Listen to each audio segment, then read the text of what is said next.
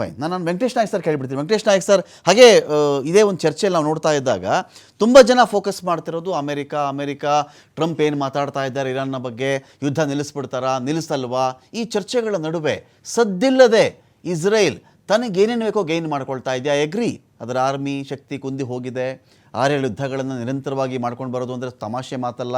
ಇದರಾಚೆಗೂ Lebanon ಮೇಲೆ ಅವ್ರು ಹಿಡಿತಾ ಬಿಡ್ತಾ ಇಲ್ಲ. ಲೆಬನಾನ್ನ ಜನವಸತಿ ಪ್ರದೇಶಗಳ ಮೇಲೆ ಜೋರಾದಂಥ ದಾಳಿ ಆಗ್ತಾ ಇದೆ.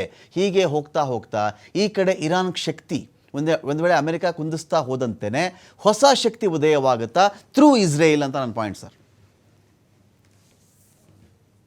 ಡೆಫಿನೆಟ್ಲಿ ಇದು ಯುದ್ಧದ ಸ್ಥಿತಿ ಇದುವರೆಗೆ 1 ತಿಂಗಳಾದ ನಂತರ ನಾವು ಪ್ರೋಗ್ರೆಸ್ ನೋಡ್ತಾ ಹೋದ್ರೆ ಇದು ಅಮೆರಿಕ ಎಂಟ್ರಿ ಕೊಟ್ಟು ತಮ್ಮದು ಒಂದು ಪ್ರೆಸ್ಟೀಜ್ ಏನು ಸೂಪರ್ ಪವರ್ ಅಂತ ಪ್ರೆಸ್ಟೀಜ್ ಏನಿತ್ತಲ್ಲ ಅದಕ್ಕೆ ಏನಪ್ಪಾ ಅಂದ್ರೆ ದೊಡ್ಡ ಧಕ್ಕೆ ಬಂದಿದೆ.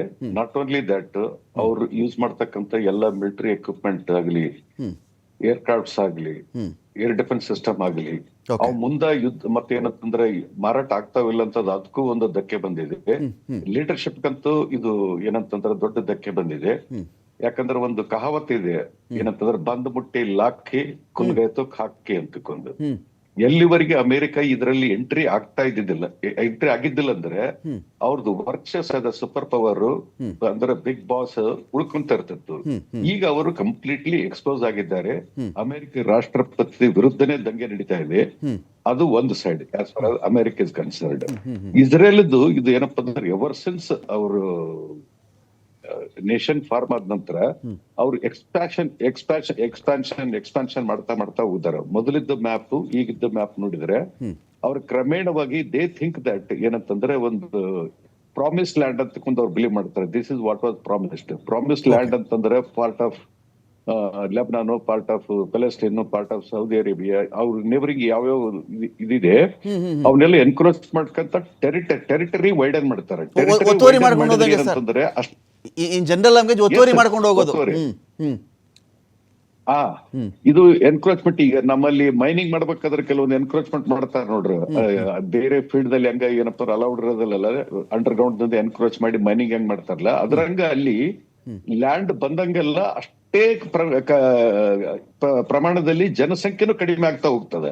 ತಾವ್ ಹೇಳಿದ್ರಲ್ಲಿ ಇನಿಷಿಯಲಿ ಎಲ್ಲ ಏನಪ್ಪ ಅಂದ್ರೆ ಕಂಪ್ಲೀಟ್ ಬಂಬಾರ್ಡ್ಮೆಂಟ್ ಮಾಡಿಬಿಟ್ರೆ ಅಲ್ಲಿರ್ತಕ್ಕಂಥ ಜನರು ಅಲ್ಲೇ ವಾಸ ಮಾಡಕ್ಕಂತ ಆಗೋದಿಲ್ಲ. ವಾಸ ಹೆಂಗ್ ಮಾಡ್ತಾರೆ? ಅದನ್ನೇ ಸರ್ ಹೇಳ್ತಾ ಇದ್ದೆ, ಲೆಬನಾನ್ ಜನವಸತಿ ಪ್ರದೇಶಗಳ ಮೇಲೆ ದಾಳಿ ಮಾಡ್ತಾ ಇದ್ದಾರೆ, ಅಪಾರ್ಟ್ಮೆಂಟ್ಗಳು ಗುರಿಯಾಗಿಸಿಕೊಂಡಿದ್ದಾರೆ.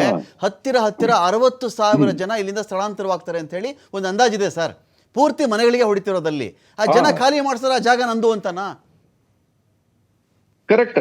ಅವ್ರದ್ದು ಪಾಲಿಸಿ ಹಂಗಿದೆ. ಮೊದಲು ಏನಂತಂದ್ರೆ ಜನರು ಈಗ ಕ್ವೈಟ್ ನ್ಯಾಚುರಲ್. ಈಗ ಏನಂತಂದ್ರೆ ಈಗ ನಮ್ಗೆ ಅರ್ಥ ಬೇಕಾದಾಗ ನಮ್ಮದು ಬಿಲ್ಡಿಂಗ್ ಡಿಸ್ಟ್ರಾಯ್ ಆಯ್ತಪ್ಪ ಅಂದ್ರೆ ನಾವ್ ಇದೇ ಬಿಲ್ಡಿಂಗ್ ದಲ್ಲಿ ಇರಕ್ ಆಗ್ತದೆ, ನಾವು ಕೂಡ ಡಿಸ್ಪ್ಲೇಸ್ ಆಗ್ತೀವಿ. ಅದರಂಗ ಅದೆಲ್ಲ ನಾಟ್ ಓನ್ಲಿ ಬಿಲ್ಡಿಂಗ್, ಅಲ್ಲಿ ಇರ್ತಕ್ಕಂಥ ಇನ್ಫ್ರಾಸ್ಟ್ರಕ್ಚರ್ ಎಲ್ಲ ಏನಪ್ಪಾ ಅಂದ್ರೆ ಲಾಜಿಸ್ಟಿಕ್ ಇನ್ಫ್ರಾಸ್ಟ್ರಕ್ಚರ್ ಕೂಡ ಹಾಳು ಮಾಡ್ತಾರೆ.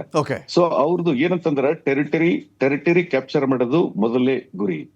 ಆಮೇಲೆ ಮುಂದ ಈ ಮಿಡಲ್ ಈಸ್ಟ್ ದಲ್ಲಿ ನನ್ನ ಪ್ರೆಡಿಕ್ಷನ್ ಪ್ರಕಾರ 2 ಪವರ್ ಸೆಂಟರ್ಸ್ ಆಗ್ತವೆ. 2 ಪವರ್ ಸೆಂಟರ್ಸ್ ಅಂದ್ರೆ ಅಮೆರಿಕದ ಇನ್ಫ್ಲುಯೆನ್ಸ್ ಕಡಿಮೆ ಆಗ್ತದೆ, ಇರಾನ್ ಒಂದು ಪವರ್ ಸೆಂಟರ್ ಆಗ್ತದ, ಇಸ್ರೇಲ್ ಒಂದು ಪವರ್ ಸೆಂಟರ್ ಆಗ್ತದ. ಅರ್ಧ ದೇಶಗಳು ಇವ್ರ ಫೇವರ್ ದಲ್ಲಿ ಇರ್ತಾವ, ಅರ್ಧ ದೇಶಗಳು ಇವ್ರ ಫೇವರ್ ದಲ್ಲಿ ಇರ್ತಾವ. ಇದು ಕಂಟಿನ್ಯೂಸ್ ಆಗಿ ಏನಂತಂದ್ರೆ ಇದು this is what future looks like. Fine.